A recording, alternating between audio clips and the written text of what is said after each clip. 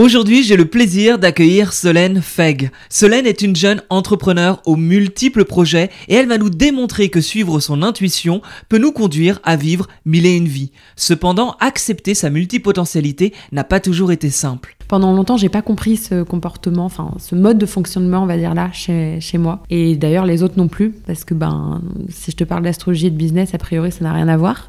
Donc, on me demandait souvent pourquoi avoir choisi des domaines aussi éloignés. Solène nous offre des clés pour mener à bien plusieurs projets en même temps. Au cours de notre discussion, nous abordons le voyage, le monde des affaires et comment gagner de l'argent ne garantit pas forcément le bonheur si l'on n'est pas en accord avec soi-même. Tu gagnes de l'argent, c'est bien, ça m'a servi à faire plein de trucs, mais j'aime pas ce que je fais. Je me sens pas utile, j'ai pas l'impression ça vibre pas, tu vois. Genre, je le sens pas dans mes tripes, je suis pas contente le matin Non, ça vibre pas. Donc, j'ai choisi de faire un trait sur cet argent, parce que du coup, les rentes, elles tombent plus une fois que tu quittes la société. Ouais.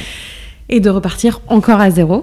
Il faut parfois passer par le chaos pour renaître. Solène nous parle de la connaissance de soi, de retraite silencieuse et d'alignement. Je pense que l'alignement, en fait, il vient tout au long de notre vie parce que il y a forcément des moments où je me sentirai moins alignée et j'accepte ça aussi. Dans le sens où, là, au moment T, je suis alignée, mais en fait, l'alignement, c'est une question d'instant pour moi. De moment, tu vois. Je pense pas qu'on puisse se dire ça y est, je suis alignée, toute ma vie, ça sera linéaire, tu vois. Et je vais être honnête, en tant que multipotentiel, notre conversation part dans toutes les directions, mais c'est aussi ce qui fait la richesse de cet échange avec Solène. Et n'hésite pas à laisser 5 étoiles et un commentaire sur ta plateforme d'écoute. Ça te prend 2 secondes, et ce qui est un détail pour vous, pour moi, ça veut dire beaucoup. Et sur l'Instagram Osez by Nico, tu découvres les vidéos pépites de cette interview. Bonne écoute! Salut Solène!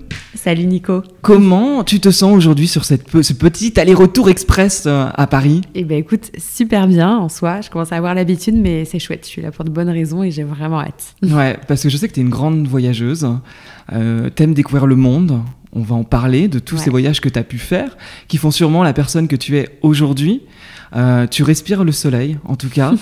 Je trouve que t'es lumineuse comme personne. C'est gentil. Du coup, je suis ravie de pouvoir parler de ton parcours, qui est un parcours qui m'intéresse plus particulièrement parce qu'on va parler de multipotentialité. Et quand on aime faire 10 000 choses, comment on fait dans sa vie? Et c'est ta spécialisation, ça, hein? Comment tu pourrais te présenter d'ailleurs si on se retrouve à une soirée d'anniversaire? Enfin, par exemple, mon anniversaire, il y a tous mes potes, tu connais personne, qu'est-ce que tu dirais si on te dit qui es-tu, Solène? C'est une trop bonne question. C'est une question qui m'a posé problème pendant un petit moment, pour être honnête avec toi, parce que cette nouvelle étiquette, parce qu'on peut considérer que c'est une nouvelle étiquette de multipotentiel, est une étiquette de plus, mais est une étiquette qui est rassurante. Parce que pendant très longtemps, justement, lors de soirées ou de réseautage ou peu importe, je ne savais pas trop comment me définir. Quand on me disait, toi, alors, qu'est-ce que tu fais dans la vie? C'est quoi tes projets? J'avais envie de leur dire, vous avez 4 heures, je vais vous expliquer tout, mais par contre, accrochez-vous, parce qu'il n'y a rien qui va, qui s'emboîte, en fait. Les domaines sont extrêmement différents. Donc maintenant, je m'amuse à dire que je suis une entrepreneur multipassionnée, multipotentielle, que je jongle un peu entre divers projets, que j'ai ma casquette d'astrologue, que j'ai ma casquette de mentor et coach business pour les entrepreneurs multipotentiels, que j'ai ma casquette de podcasteuse, de conférencière, de maman, tout ça. Voilà, je m'amuse à dire que je jongle avec ces divers projets, tu vois, et ça m'arrange bien, en fait, et ça me rassure, comme je disais, parce que pendant longtemps, j'ai pas compris ce comportement, ce mode de fonctionnement, on va dire là, chez moi. Et d'ailleurs, les autres non plus, parce que si je te parle d'astrologie et de business, a priori, ça n'a rien à voir. Donc, on me demandait souvent pourquoi avoir choisi des domaines aussi éloignés, en tout cas sur le papier, parce qu'au final, on peut voir qu'on peut on peut aussi créer des belles synergies. Donc, c'est là aussi la grande faculté de ce type de profil-là, c'est d'aller créer des synergies entre leurs différents domaines. C'est drôle parce qu'en fait, quand je t'entends parler, j'ai l'impression de me voir parce que tu as une casquette astro, moi j'ai une casquette numérologie. Ah oui. Je me suis formé à la numérologie et ça m'arrive de faire. C'est pas un boulot, mais souvent, vu que j'aime ça, je propose des séances de numérologie. Des fois, j'en proposais comme ça parce que j'ai envie là, dans la semaine, de faire des séances de numérologie. Mais en même temps, j'ai une casquette d'investisseur immobilier qui est plus dans le business, la casquette de podcasteur, la casquette de journaliste. Donc, tu sais, c'est comme toi, c'est ce côté avoir plein de choses. Carrément. Comment toi, t'en es arrivé là, finalement? T'avais déjà plein de passions quand t'étais petite? Alors ouais, j'ai été quand même assez une touche à tout, mais je crois pas que je m'en rendais vraiment compte parce que j'ai vraiment dû me rapprocher de ma mère pour lui demander un peu... Tu sais, parfois quand t'es petite, enfin, c'est pas que tu te souviens pas de ta vie, mais c'est que t'as pas forcément la même perception que tes parents ont de toi. Tu vois ce que je veux dire? Et moi, j'avais pas cette sensation de toucher à tout. En tout cas, il y a peut-être moins de conscience. Et en fait, ma mère, elle m'a dit « Ah mais si, mais t'as toujours été comme ça. C'est juste que peut-être que pour toi, c'était naturel. » Enfin, pour moi, ça allait de soi, en fait, tu vois. Donc, j'ai testé pas mal de choses. Je me suis accrochée quand même à certaines passions pendant longtemps. Typiquement, j'ai fait 13 ans de danse classique, 12 ans de modern jazz. Mais après, j'ai testé aussi beaucoup de choses. J'ai fait 5 ans de natation. Enfin, tu vois, moi, c'était beaucoup les passions dans le sport. J'ai fait 5 ans de natation, 5 ans d'athlétisme. J'allais beaucoup me dépasser, en fait. Après, c'était encore d'autres choses, mais j'ai eu ce besoin quand même de toucher à pas mal de choses. Tu te sentais différente ? Ouais, pas mal. Mais pas différente dans le sens... parce que ce qui est assez rigolo, c'est que je sais pas si c'est mon mode de fonctionnement, mais mon comportement...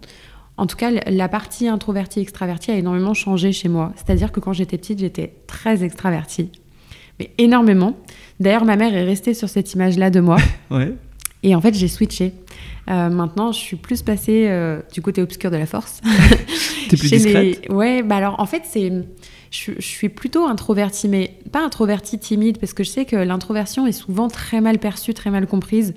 Où moi, quand je dis que je suis introvertie, on me dit « Mais t'es pas du tout introvertie, c'est pas ça, t'es pas timide pour un sou, etc. » Alors, c'est pas de la timidité, c'est vraiment plus la façon dont je vais recharger mon énergie. Typiquement, avant, c'était beaucoup plus avec les autres. Maintenant, je suis pas introvertie, je suis plutôt introvertie-extravertie, parce qu'il y a quand même une part de moi où j'aime être en public. Mais si je passe 3 heures de temps avec quelqu'un, il va m'en falloir 6 derrière pour me recharger. Tu vois ce que je veux dire ? Ouais. Typiquement, comme les conférences. C'est un truc que j'adore faire. Et paradoxalement, parce que de toute façon, l'humain est plein de paradoxes, ça m'épuise énormément. Tu vois, parce que on tire beaucoup sur mon énergie. Mais pas volontairement. Hein. C'est comme ça, tu vois. C'est juste moi qui le ressens comme ça. Ça, quand j'étais petite, j'étais pas vraiment comme ça, tu vois. J'étais beaucoup plus extravertie et... du coup, j'ai dû apprendre aussi à apprécier un peu plus ce côté-là, ce nouveau côté-là chez moi, tu vois. Comme quoi, on peut changer aussi...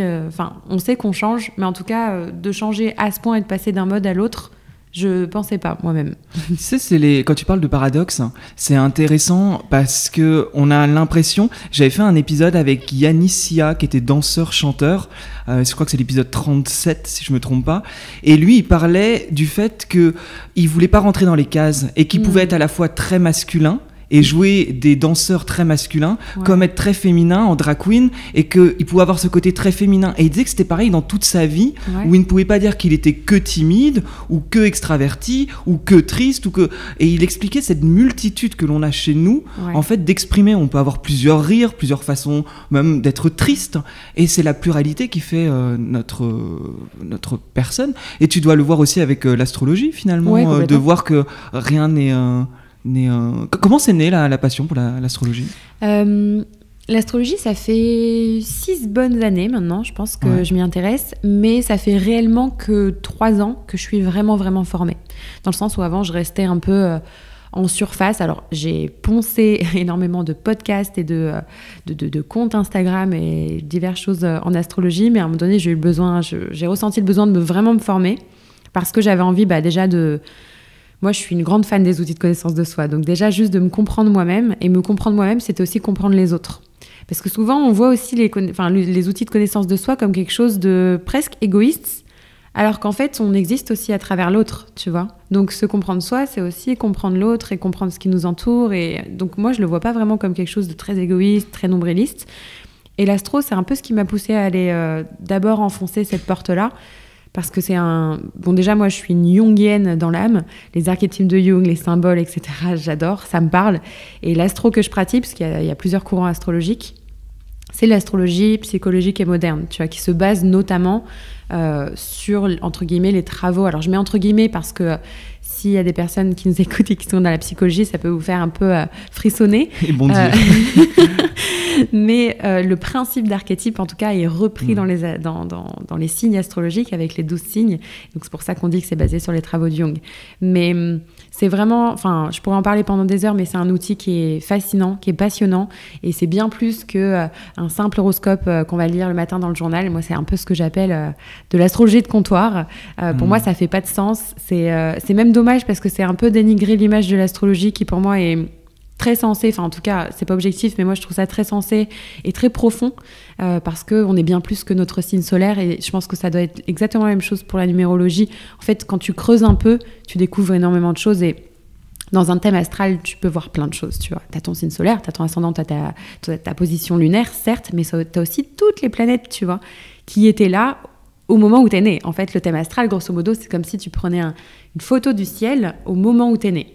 Donc, t'as les constellations, puis t'as les planètes qui sont dans ces constellations-là. En gros, c'est pas plus compliqué que ça. C'est un mélange d'astronomie avec la partie un peu plus holistique, d'où la naissance de l'astrologie, quoi.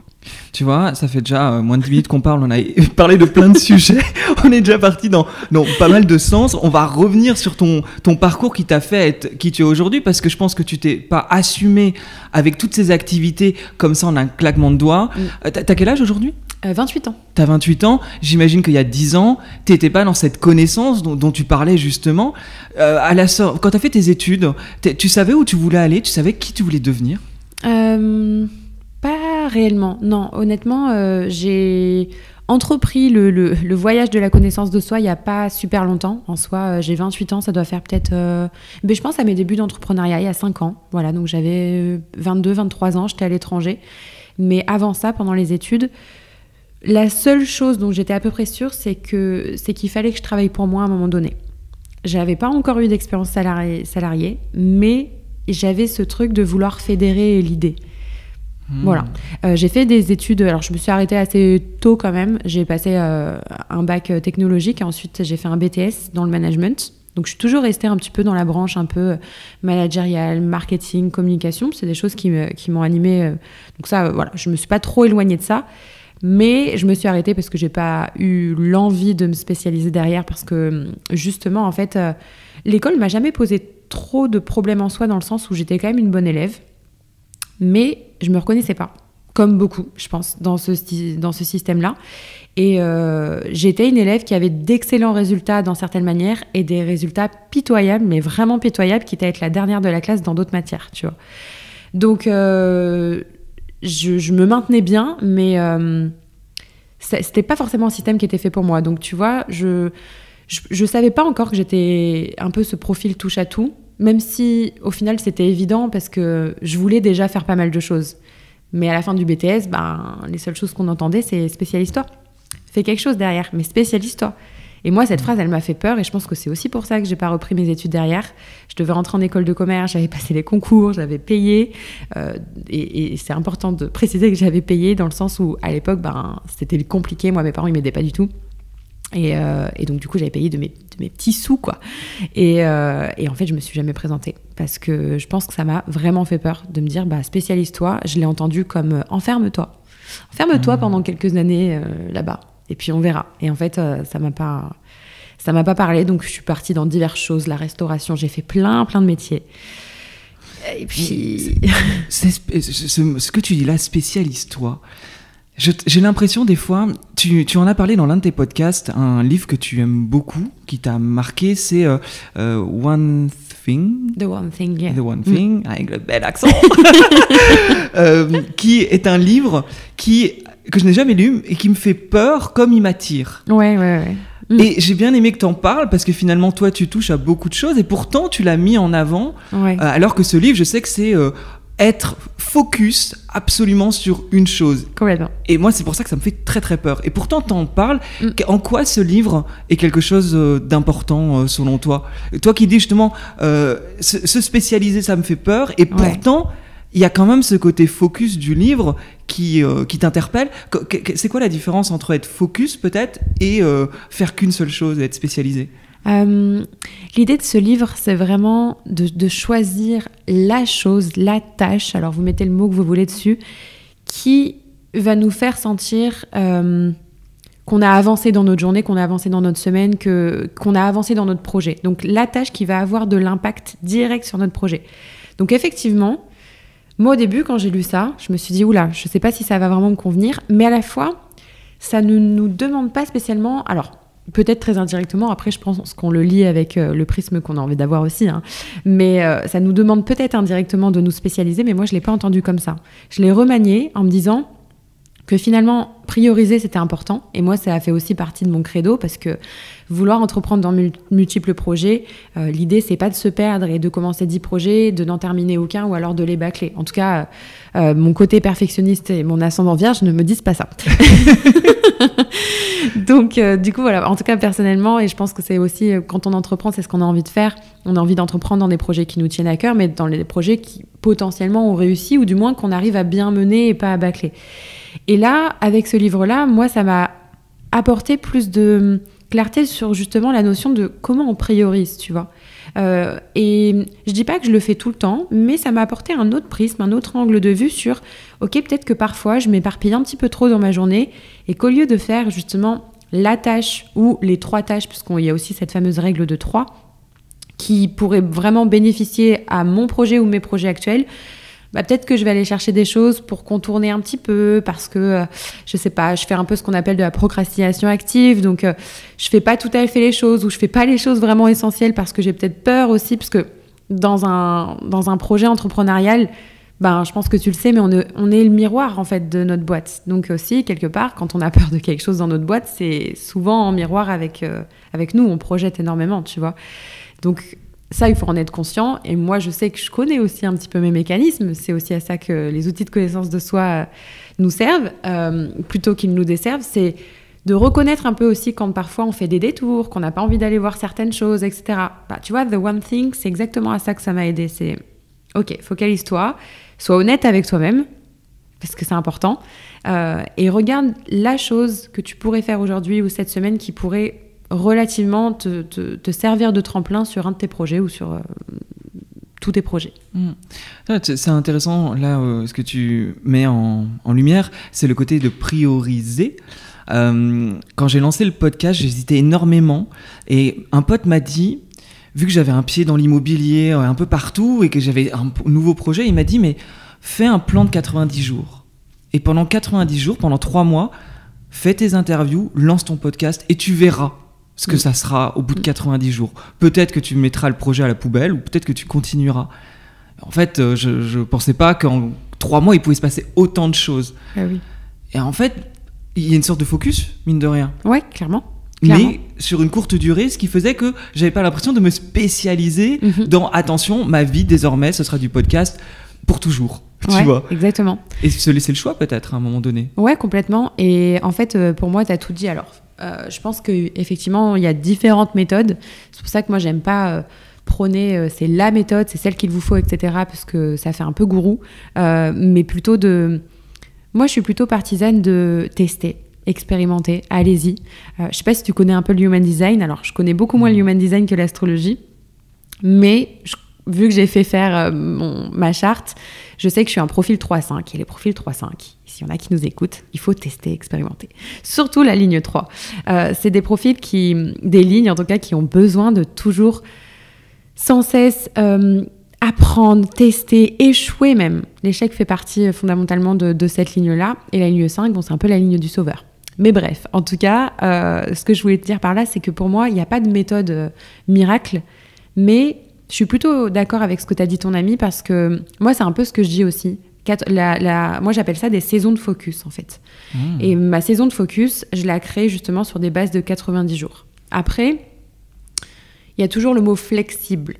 Créer une saison de focus flexible. Pourquoi ? Parce qu'en 90 jours, il peut se passer beaucoup de choses et on n'est jamais à l'abri, même si on touche du bois, d'un accident, d'un problème de santé ou de quelque chose qui se passe autour de nous, qui fait qu'on va devoir se réadapter. Donc, pour moi, c'est aussi la faculté de ces profils-là, mais il faut quand même en prendre conscience, de se dire « Ok, je pars sur 90 jours, je planifie ça, c'est chouette, ça me donne une vision, mais il faut aussi, au cas où, que je puisse à un moment donné peut-être dézoomer la situation et me réadapter si jamais ça ne se passait pas comme prévu, comme planifié. » Et c'est là que tous ces profils-là, pour moi, c'est une grosse force qu'ils ont.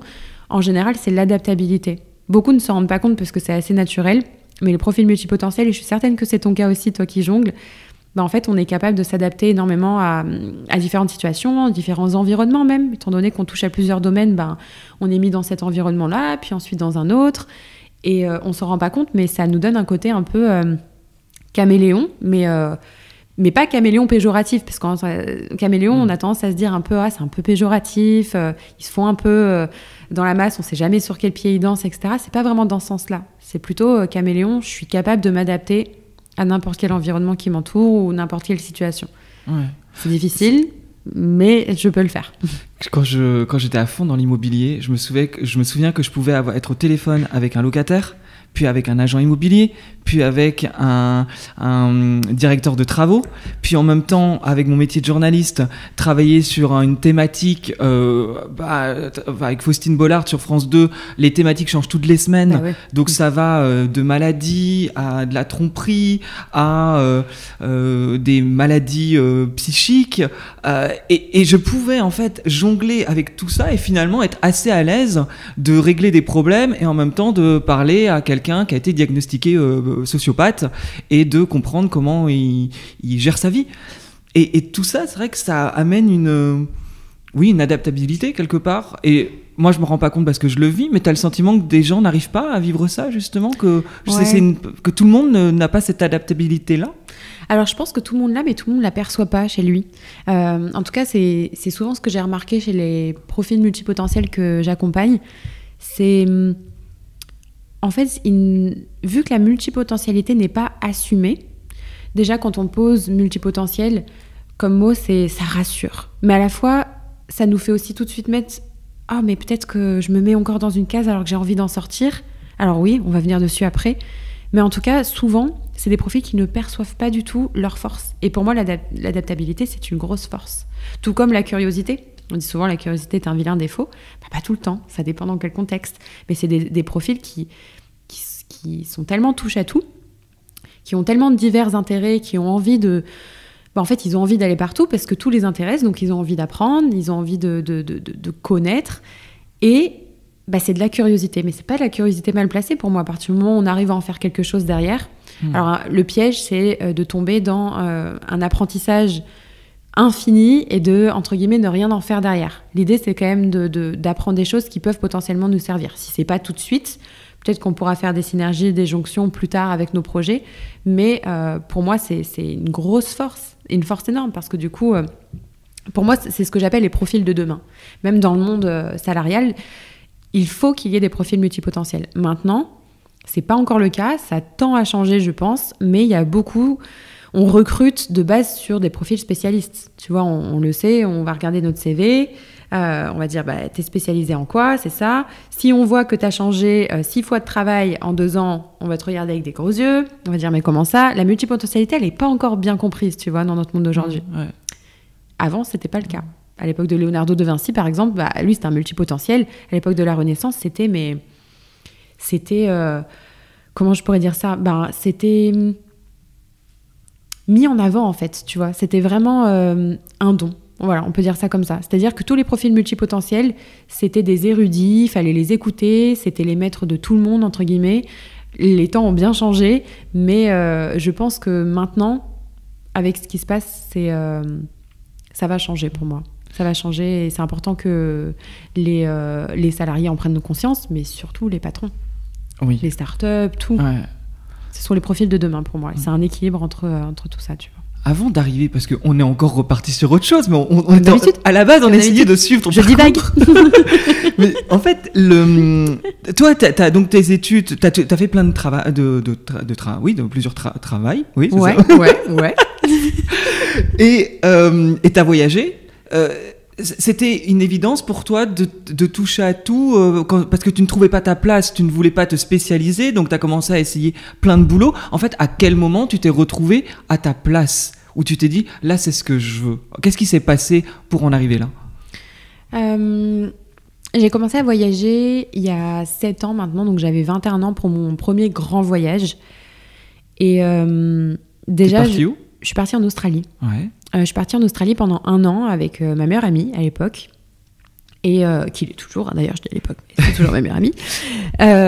Et je suis partie, bon, pour plein de raisons. Alors à l'époque, je me racontais beaucoup d'histoires, et maintenant je sais exactement les raisons pour lesquelles je suis partie, mais à l'époque, voilà, je voulais faire la grande voyageuse, j'avais envie de partir, de tout plaquer, etc., parce que je trouvais ça cool sur le papier de tout plaquer comme ça, de rien avoir à laisser derrière soi finalement, et c'était un peu ça, puisque vu que j'enchaînais les travails dans la restauration, j'avais rien de concret finalement. Dans ma vie amoureuse, il se passait rien. Dans ma vie familiale, c'était le chaos. Bon, bah du coup, je suis partie. Et c'est à ce moment-là que déjà on commençait, on commençait plusieurs réflexions. J'ai commencé à cheminer petit à petit, mais j'étais pas encore entrepreneur, donc j'y allais, mais j'y allais un petit peu à reculons, dans le sens où il y avait aussi plein de choses que j'étais pas encore capable de voir à ce moment-là. Et après, je me suis rendu compte avec du recul que je suis aussi partie parce que j'ai fui, hein, clairement. Mais je me l'avouais pas sur le moment, mais en fait, je fuyais clairement ma situation familiale qui me convenait pas du tout. Je parlais plus à mon père à l'époque depuis déjà 4 ans, et j'avais même plus de ses nouvelles. Donc en fait, quelque part, je voulais aussi faire parler de moi. C'était ma manière de dire, parce que je savais que ça allait remonter à ses oreilles, tu vois, puisque... j'ai des frères, et donc je me disais, bah tiens, je vais aller faire des dingueries en Australie, je vais aller faire un peu parler de moi, et puis peut-être que comme ça, on reprendra contact, enfin voilà. Donc ça a commencé un petit peu comme ça, et j'ai testé pas mal de choses. Donc j'ai fait de la restauration quand j'étais en Australie, j'ai fait le ménage dans les hôtels aussi, j'ai ramassé les cerises dans des fermes, j'ai travaillé dans une usine de cerises aussi, donc j'étais et sur le terrain et à l'usine. Enfin voilà, j'ai enchaîné pas mal de choses. Donc je pourrais pas dire que ça c'est vraiment un côté touche à tout, parce que là c'était vraiment plus alimentaire qu'autre chose, on va pas se cacher. Ouais. C'était pas vraiment parce que j'avais envie, même si au final avec du recul c'est une super expérience, parce que bon bah tu fais ça, c'est entre potes, tu sais, t'as 21 ans, donc t'es un peu insouciant, c'est cool, t'es à l'autre bout du monde, t'as pas tes parents derrière toi, donc au final tu vois plutôt le bon. Maintenant c'est sûr qu'avec du recul je le referai pas forcément, tu vois, mais c'est chouette, ça apprend beaucoup, et j'ai beaucoup appris justement de mes expériences à l'étranger. Ça m'a fait prendre en maturité énormément, même si j'avais déjà une certaine maturité, parce que avec le contexte familial ça m'a fait grandir un petit peu avant l'heure. J'ai vu des choses que j'aurais pas forcément dû voir quand j'étais plus jeune, etc. Donc forcément ça t'amène à une place qui n'est plus forcément ta place. Donc c'est intéressant, tu parlais de place justement, même dans ma famille j'avais déjà pas ma place, tu vois. J'étais pas mise à la bonne place, en tout cas pas à la place de fille. Donc je pense que mes voyages ont été le fruit justement de quelle est ma place. Et je sais pas si j'ai encore trouvé ma place, honnêtement, même 7 ans plus tard. Je pense que c'est plus clair aujourd'hui, dans le sens où je me mets moins de barrières, et qu'à l'époque je me limitais parce que je me conformais énormément. Et puis comme je te disais, même si j'ai pas continué les études, j'avais quand même ce truc de il faut que tu te spécialises, il faut que tu fasses un truc, alors que j'avais déjà cet attrait, je pense, mais je l'écoutais pas du tout.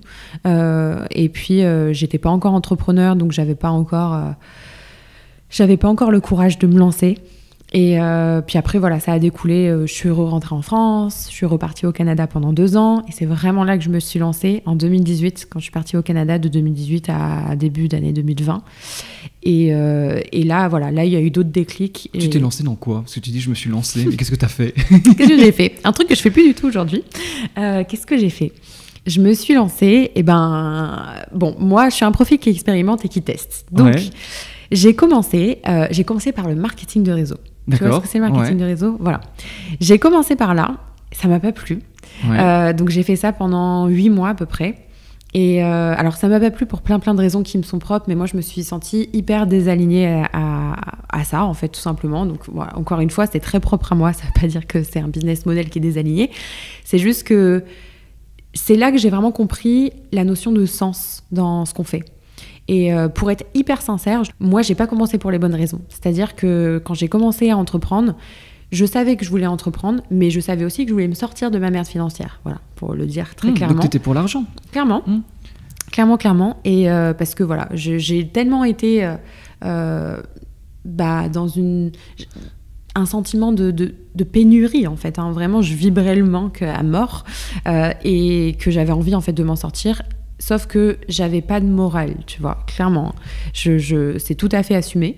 Dans le sens où j'en ai pas non plus trop abusé, où j'ai pas profité des gens, mais le marketing de réseau, j'avais plus la sensation de me faire de l'argent sur le dos des autres. Tu sais, il y avait ce principe où il fallait construire des équipes. Je faisais rentrer des gens dans mon équipe, j'avais pas de soucis par rapport à ça, surtout que je commençais à l'époque déjà à me développer un peu sur les réseaux, donc c'était pas très difficile, mais j'avais pas la sensation d'aider vraiment ces gens-là. Et profondément, petite ligne 5 en Human Design, j'ai besoin d'aider l'autre. En fait, si je me sens pas utile, si je sens pas que j'ai un impact sur l'autre, je ne remplis pas ma mission quelque part, tu vois. Mais selon toi, est-ce qu'on doit faire les choses pour l'argent ou que pour le sens, ou est-ce que les deux peuvent aller ensemble? Tu sais, quand tu dis je devais me sortir de ma merde financière, Ouais. bah, qu'est-ce qu'on fait en fait? On choisit le sens qui rapporte pas d'argent et on sait pas comment on va faire. Il y a peut-être des gens, je sais pas, alors, je prends quelqu'un qui veut peindre. Bon, potentiellement, il va pas être millionnaire demain avec ses peintures. Donc, qu'est-ce qu'il doit faire? Il doit choisir une vie où les choses font sens et donc il sait pas s'il gagnera de l'argent, ou il doit aller forcément chercher l'argent avant tout. Comment on trouve l'équilibre? Moi, je pense que tu peux allier les deux, mais tout va pas forcément se faire tout de suite. En tout cas, pour être sincère, moi, au début, j'ai commencé pour les mauvaises raisons, mais comme je te disais, je pense que en fait, la réalité est venue me rattraper. C'est-à-dire que quand tu dors pas tout à fait sur tes deux oreilles, que tu n'arrives plus à te regarder dans un miroir, typiquement, j'extrapole un peu le truc, mais c'était un peu ce que ça m'a fait sur la fin du marketing de réseau. C'est là que j'ai su que non, en fait, l'argent, c'était... Enfin, je dis pas que c'est pas important, c'est pas vrai, c'est important parce que ça nous permet de construire des projets plus grands. En tout cas, moi, je le vois vraiment comme un tremplin. Mais là, ça faisait pas tout, tu vois. Donc, j'ai arrêté et j'ai choisi justement de repartir à zéro parce que du coup, avec ce marketing du réseau, j'avais des rentes quelque part qui tombaient chaque mois. Donc tu avais gagné de l'argent. Ouais, mais je gagnais de l'argent, ouais. Mais c'est intéressant parce que finalement, même si tu n'étais pas aligné, ça t'a quand même permis d'être un tremplin, de voir que tu n'en voulais pas, que c'est pas ce que tu voulais, de quand même gagner de l'argent, ce qui était la base, pour du coup repartir sur autre chose. Ouais, c'est exactement ça. Bah, c'est comme ça que je m'en suis servi. En fait, si tu veux, j'ai été alignée au début et je ne l'étais plus pendant mon aventure dans le MLM, dans le marketing de réseau. Et donc, j'ai gagné de l'argent. Et plutôt bien même, mais comme quoi ça ne fait pas tout. Et c'est là vraiment que j'ai eu ce tilt de me dire, ok, sois hyper honnête avec toi-même, tu gagnes de l'argent, c'est bien, ça m'a servi à faire plein de trucs, mais j'aime pas ce que je fais. J'aime pas ce que je fais, je me sens pas utile, j'ai pas l'impression ça vibre pas, tu vois. Genre, je le sens pas dans mes tripes, je suis pas contente le matin Non, ça vibre pas. Donc, j'ai choisi de faire un trait sur cet argent, parce que du coup, les rentes, elles tombent plus une fois que tu quittes la société. Ouais. Et de repartir encore à zéro. Et je suis repartie dans d'un truc qui était assez proche, mais dans lequel je trouvais plus de liberté, c'est l'affiliation, le marketing d'affiliation. En fait, si tu veux, ça m'est tombé un petit peu dessus par hasard, hein, pour être honnête. J'ai pas eu besoin de faire beaucoup de kilomètres pour que ça vienne me trouver.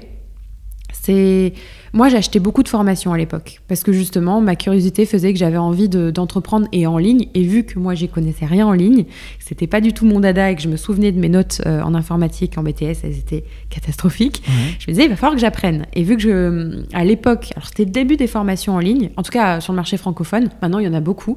À l'époque, il y en avait beaucoup moins. C'était vraiment différent.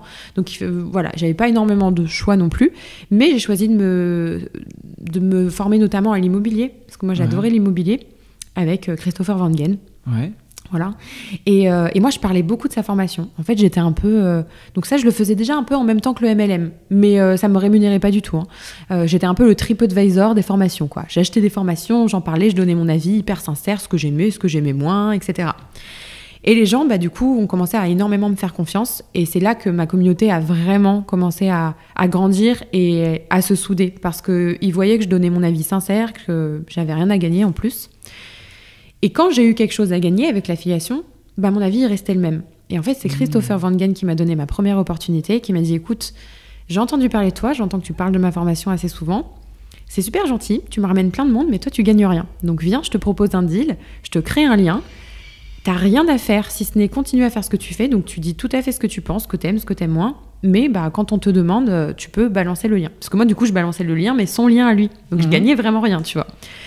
C'est exactement ce que j'ai fait. Ça a très très bien fonctionné, si bien que bah, j'en ai monté une société. Je suis passée très rapidement en société parce que j'ai eu de très très gros chiffres d'un coup. D'ailleurs, j'ai pas forcément compris, j'avais 23-24 ans, j'étais toute seule, j'avais pas d'équipe. Et j'ai tapé de très gros chiffres d'un coup. Tu peux dire combien? Ouais, j'étais à quasiment 300 000, toute seule. En affiliation? Ouais, en affiliation, ouais. Donc lui, dans sa poche, je lui ai rapporté 1,5 million, presque 2 millions à lui, en un an et demi. Ouais. Donc non, franchement, à l'époque, moi-même, j'y croyais pas. Mais comme quoi, il y a aussi un état d'esprit, ce fameux mindset qu'il faut avoir aussi, parce que je l'ai pas géré, ça, tu vois. Je l'ai pas géré, j'étais toute seule, j'étais en plus de l'autre côté de l'Atlantique, parce que j'habitais Montréal, donc j'étais vraiment un peu solopreneur de mon côté, et je dis pas que je l'ai mal vécu, mais j'ai fait n'importe quoi. J'ai pas forcément bien géré mon argent, j'ai pas géré mes investissements, je savais pas comment fonctionnait une boîte, enfin, tu sais... Moi, j'ai personne qui entreprend autour de moi, et c'était la première fois que je touchais des sommes énormes comme ça, et on pense tout de suite que oh c'est facile, une fois qu'on a l'argent, on sait quoi en faire. Bah non, on sait pas forcément quoi en faire, et en tout cas à l'époque, j'étais pas forcément très mature non plus, j'ai pas su, tu vois. Ouais. Mais c'est ce qui m'a permis de me propulser, et ça m'a permis de me faire un réseau, parce que grâce à Christopher, forcément, vu les chiffres que je lui faisais, il y a eu beaucoup de formateurs qui m'ont contacté par la suite, qui m'ont dit j'ai entendu que tu fais avec Christopher, il faut que tu viennes avec moi, blablabla. Et du coup, ça a été l'offre et la demande, c'est moi qui refusais. Donc, je devenais un peu l'élément un peu rare, entre guillemets. C'est fou, t'es devenue une influenceuse on peut dire de formation. Ouais, on peut dire ça. Malgré toi. Ouais, c'est un peu ça, ouais. Ouais, un peu malgré moi, parce que j'ai gardé la même ligne édito, j'ai gardé le même discours. C'est-à-dire que moi, il y a eu des formations qu'on m'a proposées qui étaient très intéressantes, mais qui ne me plaisaient pas. Et tu sais, au début, tu peux aussi facilement avoir...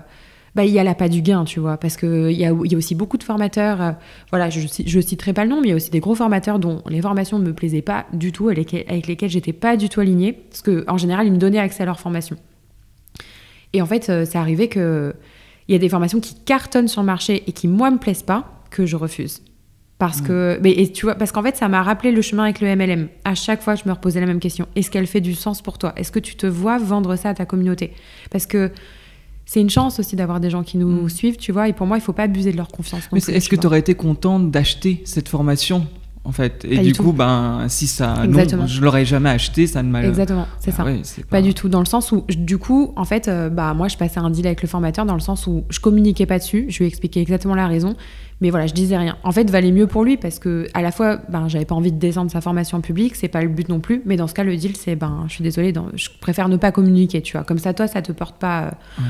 défaut, et moi je mets pas mon image en péril en fait, tu vois, parce que je me vois pas communiquer sur un truc après voilà, je restais très soft, ça veut pas dire que le contenu était pourri, pas du tout, mais juste c'était pas aligné à moi, tu vois. Et comment t'as évolué par la suite ? Parce que du coup, l'affiliation s'est petit à petit éteinte avec le Covid. Forcément, moi aussi, j'ai vu que je suis arrivée un peu avant le Covid, j'ai connu une petite période un peu compliquée. J'en ai pas mal parlé aussi sur mes réseaux où je passais grosso modo de 30-40 000 balles par mois, voilà, on va parler chiffres, à 1 000 euros. Voilà. Donc, c'est la success story à l'envers. D'habitude, c'est de 1 000 euros à 30 000. Moi, c'était 30 000 à 1 000 euros. Toute l'année 2021 a été une vraie galère pour moi. C'est l'année où je suis partie à Bali. Donc, ça m'arrangeait bien aussi parce que quelque part, là-bas, c'était moins cher, etc. Donc, je me disais, bon, je vais aller me refaire. Et en fait, ça a été là que j'ai voulu toucher à plusieurs choses et que ça a commencé à me porter un peu défaut parce que j'étais beaucoup moins focus sur la formation de Christopher notamment. J'ai entre-temps, je me suis associée et on a monté une marque en 2020 qu'on a fermée en 2022, une marque dans les pierres, alors les outils holistiques pour la peau, typiquement les gua sha, les roll-on, etc., en quartz rose. Donc, on les avait sourcés au Brésil. Enfin bref, il y avait tout un projet avec cette marque qui s'est éteinte en 2022 par souci d'alignement, encore une fois. Donc, je commençais déjà à vouloir me disperser parce que je voyais que je gagnais. Même si j'ai fait parfois un peu n'importe quoi de mon argent, j'avais quand même envie de le réinvestir dans des projets qui m'animaient. Et puis, j'aime tester des choses. Mais cette marque, pendant 2 ans, elle nous a rien rapporté, clairement. Je pense que ceux qui entreprennent, qui ont des marques, comprendront. Mais une marque, c'est difficile de la faire monter. On n'était pas du tout rentable dans le sens où on faisait du chiffre, mais on n'était pas rentable. On avait beaucoup de choses. Puis il y avait tout le centre de logistique à payer, etc. Parce qu'on a vraiment monté la marque. On n'a pas du tout. Parce que je sais qu'à l'époque, il y avait cette histoire de dropshipping qui était un peu à la mode, etc. Pareil. C'était pas forcément aligné à moi. Je me suis posé la question quand même, mais je me suis dit non, ça le fait pas. J'ai pas envie d'aller sourcer mes produits en Chine et qu'ils soient directement envoyés à mes clients. C'est pas l'image que j'ai envie d'avoir pour ma marque. Je juge personne, tout le monde fait bien ce qu'il veut, tu vois. Moi, je parle vraiment de moi. Mais voilà, j'ai commencé à avoir cette envie de vraiment me disperser, en fait. C'est vraiment le mot. Me disperser et d'aller voir partout, sauf que j'avais pas vraiment de structure. Donc du coup, ma société affiliation, elle s'est un peu éteinte. La marque, elle n'a pas fonctionné, elle s'est arrêtée en 2022. Et puis, début d'année 2022, j'ai monté ma boîte avec Chris. En tout cas, on s'est associés. Ouais. qui était dans l'épisode de ce podcast, épisode 40. Tout à fait, voilà. Pour ceux qui veulent aller l'écouter, parce que lui, il est plus sur la philosophie. Complètement, c'est ça. Et alors de base, il n'était pas... en fait, on a monté notre truc ensemble dans le sens où moi, j'étais déjà dans le monde en ligne, lui, pas du tout. Donc, il s'est un peu rattaché à moi, mais on s'est dit, on a des points communs, des choses qu'on pourrait faire ensemble. Et au début, on a beaucoup fait des masterclass, beaucoup autour du dev perso, de la spiritualité. Ça a été vraiment comme ça qu'on s'est lancé ensemble, en tout cas. Puis après, il est parti dans son coin, moi aussi. Maintenant, on est toujours sous la même entité, mais sous des pôles relativement différents. Et en fait, ça m'a appris plein de choses parce que, tu vois, j'ai dû casser mes contrats d'affiliation. Et en fait, rien n'est un hasard. Je sais pas comment expliquer, mais tu vois, cette année 2021, elle a été très compliquée pour moi dans le sens où tous mes revenus ont chuté et mes plus gros contrats se sont pétés, quoi. Dont celui avec Christopher, mais alors ça s'est cassé en très bons termes, hein, mais ce que je veux dire, c'est que du jour au lendemain, c'était terminé. C'était non, tu te disperses trop, on peut plus travailler dans ces conditions, et c'est là que ça m'a mis un choc et je me suis dit ah ouais, peut-être qu'il a raison, et c'est vrai, j'étais plus vraiment focus, tu vois. Et comment t'as fait pour retrouver un sens et que cette dispersion devient plus une pluralité qu'un défaut? Connaissance de soi, beaucoup. Je te dis, à ce moment-là, j'étais sur Bali et je me suis beaucoup poussée parce que déjà, je suis pas partie à Bali tout à fait au hasard et je pense qu'il était temps que je mette en lumière aussi certains domaines de ma vie que je voulais un peu enterrer, qui avaient besoin, mine de rien, de remuer la merde, hein, clairement. Donc en fait, ça a été l'année 2021, ça a été un chamboulement autant personnel que professionnel, dans le sens où tout venait en miroir. Tu vois, quand je te parlais qu'on me projetait énormément, c'était ça. J'allais tellement pas bien dans ma vie perso, même façon dans mes relations. Enfin voilà, je sortais d'une relation de 5 ans. Enfin, c'était... Voilà, c'est pareil, c'est une rupture qui m'a mise un peu...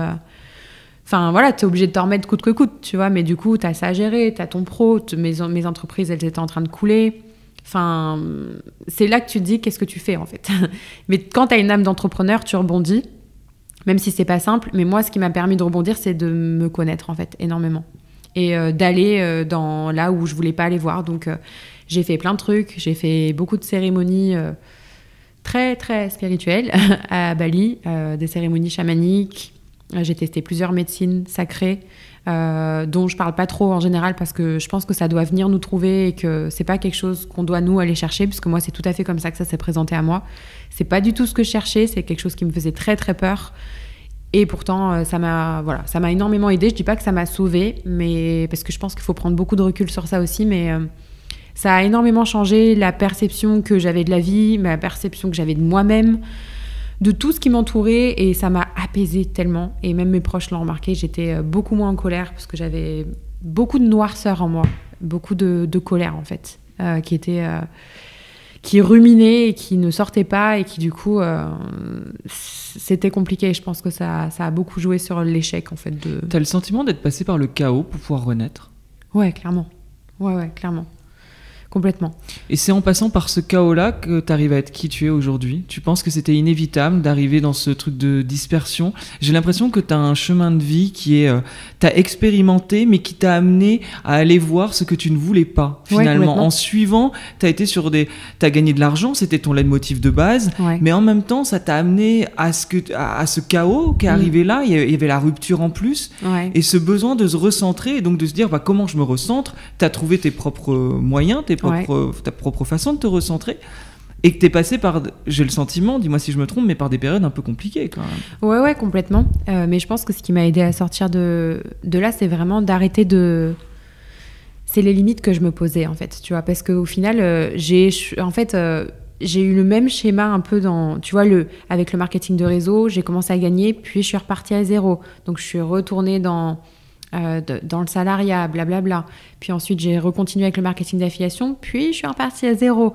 Ensuite, avec alors, notre marque, on ne gagnait pas d'argent dessus, mais pareil, travailler 2 ans sur un projet pour le voir couler, franchement, les boules. Puis, voilà, on ne va pas se cacher que moi, c'est venu chercher mon ego très fort parce que on travaillait. Moi, j'ai mis en péril ma santé pour ce projet-là. Enfin, j'avais pas encore Liana, ma fille, mais enfin voilà, moi c'est venu me chercher très fort de me dire mais non, c'est mort, je vais pas abandonner ce projet. En plus, c'était moi qui l'ai annoncé à mon associé, tu vois, à l'époque, j'ai envie qu'on arrête, je suis pas alignée, toi et moi, la vision, ça va pas. Et j'ai mis du temps, j'étais avec Chris déjà à cette époque-là, et je ruminais, mais je pestais, j'étais en colère. Et je faisais que lui dire, non, c'est mort, je vais pas lâcher 2 ans de projet, j'ai plus rien, j'ai plus ma société d'affiliation, c'est mort. Je disais, c'est mort, c'est le seul projet qui me reste. Et en fait, je m'y accrochais comme un bébé. Et je pense que c'est là aussi ça peut être hyper dangereux dans l'entrepreneuriat, c'est que nos projets ne sont pas nos bébés. Et c'est hyper important. C'est intéressant ce que tu dis. Ouais. Parce que même toute personne qui lance quelque chose va souvent parler de c'est mon bébé. Ouais, et pour toi, c'est pas le cas? C'est savoir prendre du recul? Ouais, complètement. Parce que moi aussi, j'ai eu ce discours-là. J'ai complètement servi ce discours de c'est mon bébé, je ferai tout pour ce projet, etc. Oui. Mais non, c'est pas notre bébé parce que justement, c'est là que ça devient presque toxique et qu'on entretient une espèce de relation toxique avec notre projet quand on veut pas le lâcher comme ça. Parce que moi, si je m'étais accrochée parce que Chris m'aidait beaucoup aussi dans mes décisions, tu vois, mais je sentais que je tenais, mais par ego, hein. Moi, c'était vraiment que de l'ego. Et c'est normal, en même temps, c'était la seule chose qui pouvait me protéger à ce moment-là. J'avais tellement mis cœurs et âme dans ce projet que je disais, c'est mort. Et en plus, il fallait du coup que je vende mes parts à mon associé. Et du coup, encore plus l'ego qui remontait, parce que j'étais tellement remontée en colère déjà contre mon associé, que je disais, non, c'est mort, je vais pas tout lui laisser, c'est pas possible, on a travaillé 2 ans ensemble, je vais pas lui laisser toute la marque qui est déjà faite, en fait. C'est pas possible. Et en fait, avec du recul, je suis partie en retraite de silence pendant 6 jours à Bali. Ça m'a beaucoup aidée. Je l'ai fait 3 fois. Hein. Voilà. Donc 2 fois en 2021 et 1 fois en 2022 quand j'étais enceinte. Et en fait, à chaque fois, la retraite de silence, c'est pas grand-chose et à la fois, c'est tout. Dans le sens où juste le fait de se retrouver avec soi-même, c'est la meilleure thérapie du monde, en fait. Parce que t'es pas parasité par quoi que ce soit. T'es confronté à toi-même et à la fois à tes ombres. Et quand bien même tu veux pas le voir, bah, elles sont là. Et il faut faire avec. Et pendant 6 jours, alors c'était pas une retraite Vipassana, donc c'était pas très strict dans le sens où je sais que les retraites Vipassana, j'en ai pas faites, mais je sais typiquement qu'on ne peut que méditer, qu'on n'a même pas le droit de regarder les autres dans les 10 yeux. Jours, voilà, c'est 10 jours. De 10 à 12 heures de méditation par jour. Exactement, assis, etc. Là, non, c'était quand même moins strict dans le sens où on avait le droit de lire, on avait le droit d'écrire, il y avait de la méditation le matin et du yoga, etc. Mais c'était facultatif. Enfin voilà. Donc moi, c'était typiquement l'équilibre qu'il me fallait parce que je voulais pas non plus un truc trop dur, sachant que j'étais pas non plus au top de ma forme. Mais ça m'a aidé à clarifier et je suis revenue là, voilà, beaucoup plus apaisée. J'ai dit à Chris, ça y est, je sais, je vais lui vendre mes parts. Il m'a dit ah ouais, mais il m'a dit mais t'es sûre? Et j'ai dit ouais. J'ai dit c'est la meilleure solution. Je lui ai dit tant pis, je laisse tomber. J'abandonne. J'ai dit, ça y est, je lâche prise. J'arrête, en fait, tu vois. Ça sert à rien. Je dis, regarde l'état dans lequel je me suis mis. Je me suis déclenché un problème de santé. J'ai eu un problème à l'ovaire. J'ai eu une hémorragie de l'ovaire à cause de cette histoire-là. Parce qu'on le sait, hein, ça se répercute. Le corps, il somatise. Bah voilà, moi, je sais que ça faisait des mois que je ruminais. Il y avait beaucoup de colère, etc. Bah, ça a somatisé, ça n'a pas loupé. Donc, je rebondis parce que j'adore ce que tu dis là. Je trouve que ça fait un effet miroir avec moi, mais je pense que ça fait écho à beaucoup de personnes. Tu as parlé de la retraite silencieuse. Pour le coup, enfin, tu as parlé de 2 choses. Tu as parlé du fait de pouvoir lâcher quelque chose quand justement ce n'est plus possible et que l'ego des fois on prend le dessus. Et que justement on n'est pas notre projet et que c'est peut-être pas le bébé qu'on doit garder et qu'on doit se séparer en fait de ces projets-là. L'immobilier, j'en ai fait pendant 4 ans non-stop où à un moment donné j'étais reconnue dans ce que je faisais et c'est encore un peu, ça va mieux, mais très compliqué pour moi de dire que là je n'en fais plus et de plus me présenter comme investisseur et coach en immobilier. Ce n'est plus le cas. J'ai la connaissance, je peux en parler sans problème. On pourrait faire un podcast sur l'immobilier en plus, je pense nous deux là, mais c'est pas le sujet et c'est d'accepter en fait que ça c'est plus moi aujourd'hui. Et je pense que dans nos vies en général on a du mal des fois, je dis moi, mais j'imagine que ça doit toucher certaines personnes, de se séparer de choses où on s'est attaché comme si c'était notre identité. Exactement, et se dire que ce n'est plus nous. Tout à fait. On n'est plus cette personne qui s'est battue, toi, pour ta société pendant 2 ans. Moi, oui, la casquette IMO, pendant 4 ans, mais aujourd'hui, c'est plus ce que je fais réellement. Donc, ce serait me mentir à moi-même que dire que je suis coach en immobilier. Non, parce que je ne communique plus du tout dessus. Et la retraite silencieuse, puisque c'est aussi ce que j'ai fait en France. Ah ouais. Pour me recentrer. Énorme. Et c'est drôle que... Je savais même pas qu'il y avait ça en France. Trop bien. C'est quasi la même chose. Justement, c'est pas du Vipassana, mais c'était 5 jours. Trop bien. Où par contre, il n'y avait pas le droit de lire, Okay. pas le droit d'écrire, Ok. pas droit. En fait, il n'y avait rien le droit de faire. 3 heures de méditation par jour obligatoire, Ouais. matin, midi, soir. Ok. Marche contemplative dans la forêt. Ouais. Interdiction de parler aux gens. Tout était organisé pour qu'on soit dans une quiétude. C'est le mot, quiétude ? Oui. Un calme absolu, en tout cas. Et tu pouvais méditer, tu pouvais marcher de manière contemplative, et tu pouvais ne rien faire. Ouais. Donc, assis, à boire un thé, à te balader dans le jardin. C'est trop bien. 5 jours, ça m'a apporté une clarté. Et je pense qu'on sous-estime le vide. Le pouvoir du silence. Mais oui, mais clairement. Et en plus, moi, quand je donnais mes retours d'expérience de C avec un S, c'est retraite avec un S, parce que j'en ai fait 3, souvent on me disait « mais moi je pourrais pas. Moi je parle trop, j'ai trop besoin de parler. » Mais si, en fait, si tu dis que tu ne peux pas, c'est justement qu'il faut que tu y ailles. Parce que moi, je me disais la même chose. Hein. Et la toute première que j'ai faite, parce que à ce moment-là, ce n'était pas la première, celle-ci, parce que au moment où j'ai laissé cette boîte, c'était début de l'année 2022 et j'en avais déjà fait en 2021. Je l'ai faite avec des copines en plus, donc très dur, quoi. On avait trop envie de rigoler, on a trop envie de se parler, etc. Mais non, on a tenu. On s'est pas parlé, on s'est dit, les filles, on y va pour nous. Chacune dans son coin, on fait notre truc, puis on débriefera après, tu vois. Mais c'est justement quand ça nous fait peur qu'il faut y aller. Hein. Parce que moi, pareil, je me disais, mais je vais jamais tenir. Je vais peut-être prendre mon téléphone, on sait jamais. Non. Et après, moi, j'avais le droit d'écrire. Donc peut-être que c'était plus simple, je sais pas, mais j'ai beaucoup écrit. Énormément écrit. Mais écrire est une thérapie aussi. Je pense ça m'a énormément aidé. On peut le faire avec ou sans, dans tous les cas. Ouais, franchement, écrire. Ça m'a aidé à poser mes idées, même à visualiser, tu vois, le pour, le contre de la situation, de vraiment l'écrire et de rester dessus sans avoir trop d'attentes, parce que je me suis pas dit, ok, pendant 6 jours, il faut que je résolve cette situation et qu'à la fin, non, je suis pas arrivée avec un business plan, tu vois. Je suis arrivée avec pas trop d'attentes, juste l'idée d'avoir plus de clarté et de me foutre la paix, en fait. Et de me dire, ok, reste tranquille et je suis sûre que tu auras des éclaircissements à la fin, et si c'est pas à la fin, ça sera dans quelques semaines, mais je suis sûre qu'il y aura quelque chose qui va te dire, et ça s'est exactement manifesté de cette façon-là, en fait. Tu vois, la vie vient te montrer plein de choses, tu vois.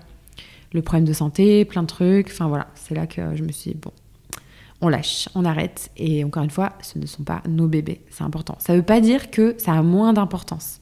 Un projet, on peut très bien le mener à bien, et moi je sais que j'adore mes projets. C'est ceux qui font sens avec moi, avec ma vie, qui sont hyper alignés à qui je suis là aujourd'hui. Et comme tu disais, on peut très bien en lâcher s'ils font plus de sens avec toi aujourd'hui. Ça veut pas dire que, dans tous les cas, il y a un truc qu'on pourra jamais te retirer, c'est ta connaissance. Ta connaissance, tu l'as. Donc si jamais un jour tu veux t'en resservir pour quoi que ce soit, tu pourras. Mais si c'est plus aligné à qui tu es et à... Ouais, qui tu es en tout cas aujourd'hui. Parce que qui tu es, c'est une grande question philosophique et Chris pourrait nous en parler pendant des heures. Mais en tout cas, qui tu es aujourd'hui ? Qu'est-ce que tu aspires à faire, à être, à montrer ? Quelles sont tes valeurs ? Et si ça, c'est plus tout à fait en alignement, moi c'est pour ça que je parle beaucoup d'alignement, c'est pas grave, on passe à autre chose et puis on reviendra dessus, ou pas. Aujourd'hui, tu es coach pour les multipotentiels. Ouais. Tu as des formations avec Chris aussi sur comment être visible grâce à Instagram et monter en popularité et créer son business sur Instagram. Tu as également un oracle. C'est vrai, j'avais oublié. Que tu as sorti sur la manifestation. Ouais. Et tu es astrologue aussi. Ouais. Donc tu donnes des séances d'astrologie. Ouais, alors je ne fais plus d'analyse de thème, mais j'ai une formation en astrologie et j'intègre l'astrologie dans mes coachings business. J'aide les entrepreneurs à faire des thèmes astrales d'entreprise ou à aller regarder dans leur thème astral quels sont les points, on va dire les challenges qu'on peut avoir, les défis, parce que j'aime pas parler de choses négatives. Pour moi, il n'y a pas de positif, négatif dans l'astrologie en tout cas. Donc les challenges et les défis et les opportunités qu'on peut avoir dans le business, dans son propre thème. Donc moi, je le lie beaucoup au business, parce que pour moi, ça fait du sens, même si a priori, l'astro et le business sont à l'opposé. Pour moi, il y a une grosse synergie hyper intéressante. Comment tu fais aujourd'hui pour gérer tout ça ? Pour t'organiser? Je reviens un peu à la priorité, en fait. moi, je priorise énormément, dans le sens où, tu vois, comme je te disais, je crée beaucoup de saisons de focus. Là, si je dois te donner l'exemple, là, maintenant, tout de suite, j'ai une académie aussi pour les entrepreneurs qui sont multipotentiels, une académie de 12 semaines. Bah, là, en ce moment, je suis dans l'académie avec eux. 12 semaines, c'est parfait, ça fait grosso modo 90 jours. Donc, c'est ma saison de focus. Ça ne veut pas dire que je fais rien entre-temps, mais en fait, moi, ce que je fais, c'est que je prends un projet dominant et ensuite, je prends d'autres projets, mais qui vont prendre moins de temps, qui pourraient me prendre plus de temps, mais que je choisis de faire en moins de temps. Donc là, mon projet dominant, par exemple, c'est l'Académie des multipotentiels. Et à côté de ça, j'ai aussi accessoirement un livre à rendre pour le mois de mars. Donc, sur la multipotentialité. Donc, là, ça fait partie de mes sous-projets que je commence. Alors, j'ai déjà commencé à écrire pas mal de choses, mais grosso modo, il va falloir que je me mette vraiment dessus pour rassembler tout ce que j'ai écrit. Mais je commence petit à petit à le faire un peu en sous-marin, tu vois. C'est un peu ça. J'ai mon projet dominant qui est un petit peu face au monde et j'ai mes projets un peu sous-marins, dont le livre. Et là, c'est principalement ça. Donc là, je jongle un peu entre 2 projets. J'ai aussi le podcast parce que le podcast, j'essaie vraiment de le développer. Donc ça reste, il est un peu au même niveau que le livre. Je le fais un petit peu en sous-marin. Et grosso modo, c'est ça. Mais après, moi, je fais pas forcément 10 projets en même temps. J'en choisis 3, 4, dont un dominant. C'est un peu comme ça que moi, je gère. Puis bon, après, il y a aussi la vie de maman, accessoirement, qui prend beaucoup de temps. La vie de couple, la vie de maman. C'est ça. Donc, il y a toutes nos autres vies aussi à côté, nos multiples facettes qu'il faut pas oublier et voilà, qu'il faut pas laisser de côté, quoi. Tu te sens heureuse aujourd'hui ? Ouais, carrément. Ouais. T'as le sentiment d'avoir trouvé l'alignement ? Ouais, franchement, je pense que j'ai trouvé l'alignement, oui. Je pense que l'alignement, en fait, il vient tout au long de notre vie parce que il y a forcément des moments où je me sentirai moins alignée et j'accepte ça aussi. Dans le sens où, là, au moment T, je suis alignée, mais en fait, l'alignement, c'est une question d'instant pour moi, de moment, tu vois. Je pense pas qu'on puisse se dire, ça y est, je suis alignée, toute ma vie, ça sera linéaire, tu vois. Donc là, en ce moment, oui, je le suis, mais l'avantage, c'est que vu que j'ai fait aussi, parce que c'est un avantage, quelque part, couler quelques projets, je sais aussi quels sont mes déclencheurs et quels sont les moments où je peux être désalignée. Donc, vite, je vais me poser les questions et je vais pas attendre d'arriver à des points, qui sont, comment je pourrais dire, là où j'ai pas envie d'être, en tout cas, tu vois, à des points qui sont critiques, on peut dire ça comme ça. Donc, ouais, je me sens heureuse, alignée et surtout beaucoup plus à l'écoute et beaucoup plus assumée, on va dire, dans ce que je fais. Parce qu'avant, je savais jamais comment me présenter, hein, comme on disait au début de ce podcast. Tandis que maintenant, définissez-moi comme vous avez envie. Un peu comme Chris, où il se dit atopos, tu vois. Tout à fait, c'est un petit peu la même chose. D'ailleurs, atopos, c'est atypie, donc neuroatypie, quelque part. C'est un peu ça. Mettez-moi dans la case que vous avez envie de me mettre. Moi, tout me va. Qu'est-ce que t'as osé de plus grand dans ta vie ? T'as osé, mais qu'as-tu vraiment osé de plus grand ? Qu'est-ce que j'ai osé de plus grand ? J'aurais envie de te dire plein de trucs. En soi, déjà me lancer dans l'entrepreneuriat, certes, mais je pense que une des plus grosses décisions... oh là là, j'ai plein de choses qui me viennent autant personnelles que professionnelles. Personnellement, ce serait quoi ? Personnellement, c'est de pardonner à mon père. Pour moi, ça a été quelque chose d'énorme, parce qu'on a passé presque 10 ans à ne pas se parler et à ne pas se voir. Donc, ouais, pour moi, ça a été d'oser lui pardonner. Je dirais vraiment ça comme ça, parce que c'est une histoire très compliquée, mais c'était dur. Mais justement, c'est en prenant conscience de ce qu'il y avait à l'intérieur de moi que j'ai pu mieux le comprendre, lui, et mieux me mettre à sa place, et mieux comprendre son propre schéma familial, et avoir peut-être un peu plus d'empathie, quoi.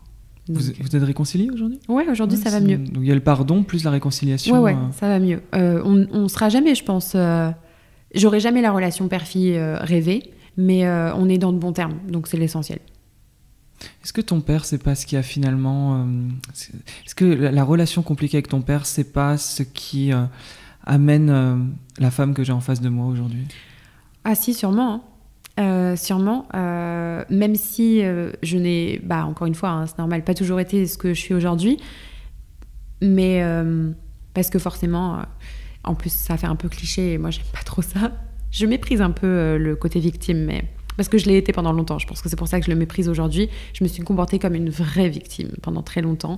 La pauvre petite fille abandonnée par son père. Parce que mon père est parti en fait quand j'avais 17 ans en fait. Et du coup, je ne savais pas où il était. Et il est parti, il nous a laissé une grosse histoire familiale avec ma mère, etc.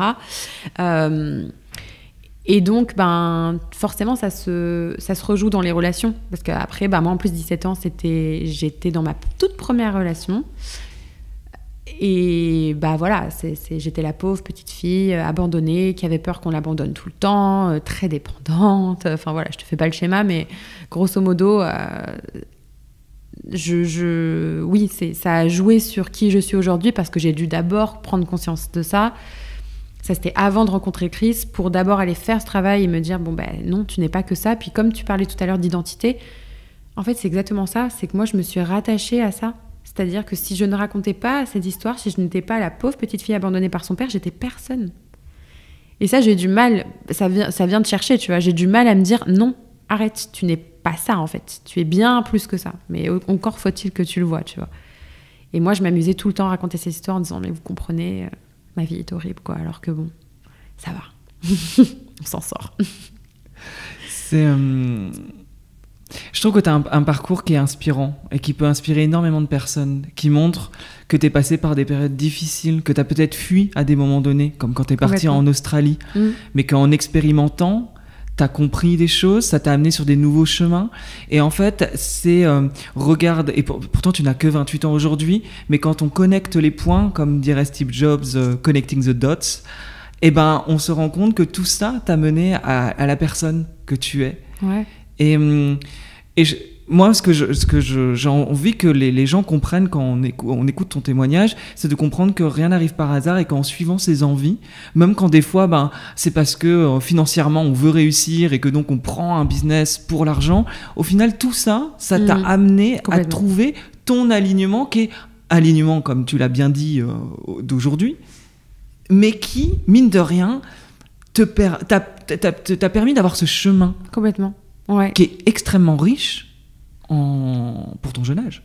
Ouais, complètement. Et franchement, si c'était à refaire, je referais la même chose. Je regrette rien du tout dans mon parcours.